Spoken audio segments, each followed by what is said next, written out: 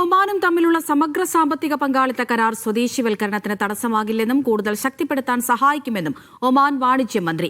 CEPയെ സംബന്ധിച്ച് വിശദീകരിക്കാൻ മസ്കത്തിൽ വിളിച്ചു ചേർത്ത വാർത്താസമ്മേളനത്തിൽ സംസാരിക്കുകയായിരുന്നു അദ്ദേഹം. നിലവിൽ 50%-ലധികം സ്വദേശിവൽക്കരണമുള്ള എല്ലാ മേഖലകളിലും അത് തുടരുമെന്നും മന്ത്രി പറഞ്ഞു. ദേശീയ തൊഴിൽ മേഖലയിൽ സമഗ്ര സാമ്പത്തിക പങ്കാളിത്ത കരാർ ഉണ്ടാക്കാവുന്ന പ്രത്യാഘാതങ്ങളെക്കുറിച്ചുള്ള ആശങ്കകൾക്ക് മറുപടിയാണ് മന്ത്രി ഖൈസ് ബിൻ മുഹമ്മദ് അൽ യൂസഫ് നടത്തിയത്. നിലവിലുള്ള സ്വദേശിവൽക്കരണ നിരക്കുകൾ കരാറിന്റെ ഭാഗമായി പൂർണ്ണമായും സംരക്ഷിക്കപ്പെടും. നിലവിൽ 50%-ലധികം സ്വദേശിവൽക്കരണമുള്ള എല്ലാ മേഖലകളിലും അത് തുടരും. 50%-ൽ താഴെ സ്വദേശിവൽക്കരണമുള്ള മേഖലകളിൽ ദേശീയ തൊഴിൽ വിപണിയുടെ മുൻഗണനകൾക്ക് അനുസൃതമായി 50% വരെ ഉയർത്താൻ കരാർ സൗകര്യം നൽകുന്നുണ്ട്. തൊഴിൽ മേഖലയിലെ സ്വദേശിവൽക്കരണം ദുർബലപ്പെടുത്തുകയല്ല, മറിച്ച് ശക്തിപ്പെടുത്തുന്നത് കരാർ ഉറപ്പാക്കുന്നുണ്ടെന്നും ദീർഘകാല തൊഴിൽ വികസന തന്ത്രങ്ങളെ ഇത് പിന്തുണയ്ക്കുന്നതായും അദ്ദേഹം പറഞ്ഞു. സ്വദേശിവൽക്കരണ പരിധികൾ സംരക്ഷിക്കുന്നതിലൂടെ വിദേശ നിക്ഷേപം ആകർഷിക്കുമ്പോഴും ഒമാനി പൗരന്മാരുടെ തൊഴിലവസരങ്ങൾ നഷ്ടപ്പെടാതെ സൂക്ഷിക്കാനാണ് കരാറിലൂടെ ഒമാൻ ലക്ഷ്യമിടുന്നത്.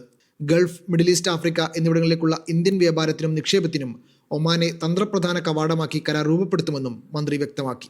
ഈ മാസം 18-ന് ഇന്ത്യൻ പ്രധാനമന്ത്രി നരേന്ദ്രമോദിയുടെ ഒമാൻ സന്ദർശന വേളയിലാണ് ഇരു രാജ്യങ്ങളും തമ്മിൽ സമഗ്ര സാമ്പത്തിക പങ്കാളിത്ത കരാറിൽ ഒപ്പുവെച്ചത്. Media 1, Muscat.